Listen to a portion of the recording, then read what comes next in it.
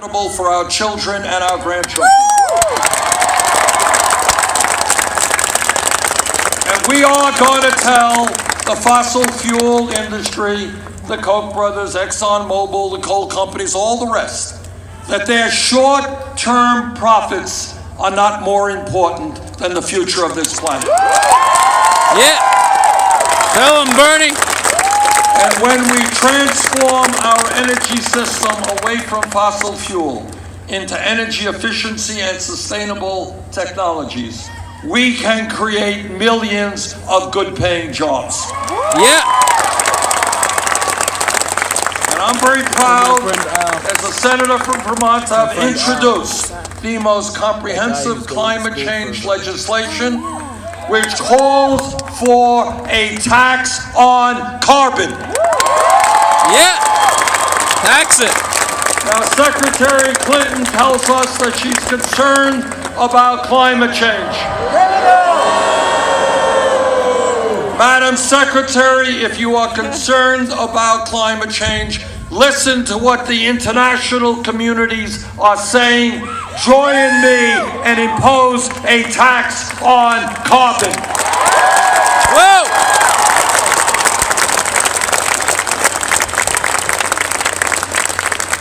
Thinking big, thinking outside of the status quo is to understand that if we do not allow the Donald Trumps of the world and the other demagogues to try to divide us up, whether we're black or white or Latino or Asian American or Native American, whether we are gay or straight, whether we're men or whether we're women, when we stand together, we have a future for this country which will be extraordinary. Extraordinary. Now, right now, I've been criticized for saying this, so being criticized for saying it, let me say it again. Again, not an issue that the corporate media deals with, but it is an issue of great importance, and that is that all over the world, you go to Europe, you go to the UK, France, Germany, you go to Scotland, you go to Italy, you go to Scandinavia. I live 50 miles away from the Canadian border, go to Canada. Every major country on earth has reached the conclusion that health care is a right of all people.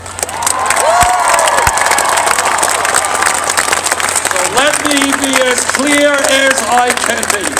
If elected president, health care will be a right of all people. Yeah. Now, you know what that means? I want you to think about what it means. It means that right now, despite the gains of the Affordable Care Act, and I'm proud of the accomplishment we made, but despite those gains, 29 million people have no health insurance. Many of you have health insurance, but you're underinsured with high deductibles and copayments, right? Yes. And every person here in America is getting ripped off by the greed of the pharmaceutical industry. Yeah, we are. The pharmaceutical industry, which charges us the highest prices in the world for the prescription drugs we use. Now, you want to hear crazy? This is crazy.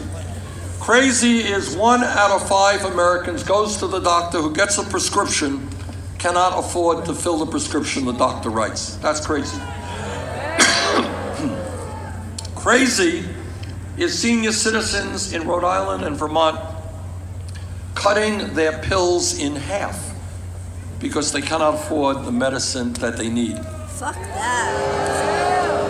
Crazy is the top 3 drug companies in America last year making $45 billion in profits. Crazy is the United States paying far more per capita for health care than any other country on earth. We spend almost 3 times what the British spend, 50% more than the French, far more than the Canadians. You add all of that together and you come up with a very simple conclusion. And that is, we need to pass a Medicare for all single-payer health care program. You know what that means to America? You know what that means? It means that young people don't have to stay on a job. No one has to stay on a job they don't want to stay on just because they have decent health insurance. Whoa! It frees up the entrepreneurial spirit of America because young people can go out, start their own businesses, and not worry about health care. Yeah! Whoa! It means that when people get sick, they can actually go to the doctor and not worry about the deductible, the co-payment they have to pay. Yeah! And it means that the average middle-class family will save thousands of dollars a year on their health care costs. Whoa! Now, what Hillary Clinton and what the establishment think, they think we don't have the guts to take on the private insurance companies or the drug companies. They are wrong. Whoa! Now, when we talk about what's going on in America, right now as we speak, you got Republicans running all over the country. They're talking about family values. Oh, they love families. But not the families here in Providence where 40% of the children live in poverty. I guess those families don't count. Maybe it's just the families who can make large campaign contributions. I don't know. But this is what they mean by family values, and I hope everybody here understands it. When they talk about family values, what Republicans are talking about is that no woman in Rhode Island, no woman in America should have the right to control her own body. I disagree. Whoa! When they talk about family values, they're saying that our gay brothers and sisters should not have the right to get married. I disagree. Whoa! Jane and I have been married over 27 years. Yeah! And I've got to make sure not to forget my 28th anniversary, which is coming up pretty soon. May 28th, okay, another time. But when Jane and I talk about family values, we're not talking about Republican values. We are talking about ending the international embarrassment of the United States being the only major country on earth that does not guarantee paid family and medical leave. Yeah! You know what goes on in America today? Vermont, Rhode Island? Women today having beautiful babies. But if those women are working class or lower income women, you know what happens to them? They are forced to separate themselves from their newborn babies to go back to work in order to bring in the income they need to take care of those families. Every other major country on earth understands that is absurd and anti-family. Yeah! If elected president together, we will provide paid family and medical leave to every family in America. Whoa!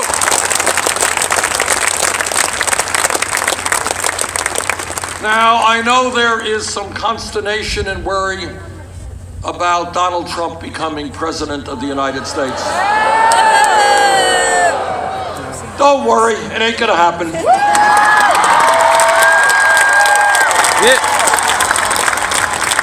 It's not gonna happen for a start because in virtually every national and state poll, we are beating Trump by 15 or 20 points. Whoa!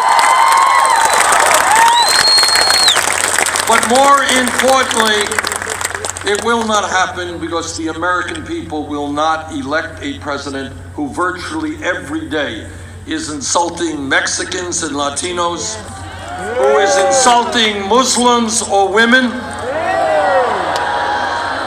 who is insulting the African American community. Now, I want you all to remember, because it's easy to forget this, before Trump became a candidate for president, he was one of the leaders of the so-called birther movement. Remember that? You all know what that birther movement was about? It was not a funny movement. This was an attempt not to disagree with President Obama. That's democracy, that's fine. This was a serious effort to try to delegitimize the presidency of the first African American president in our history. That's what it was about. Make no mistakes about it. Now, I've always found it interesting. President Obama's father was born in Kenya. My father was born in Poland. Nobody asked me for my birth certificate. Oh, but they will now.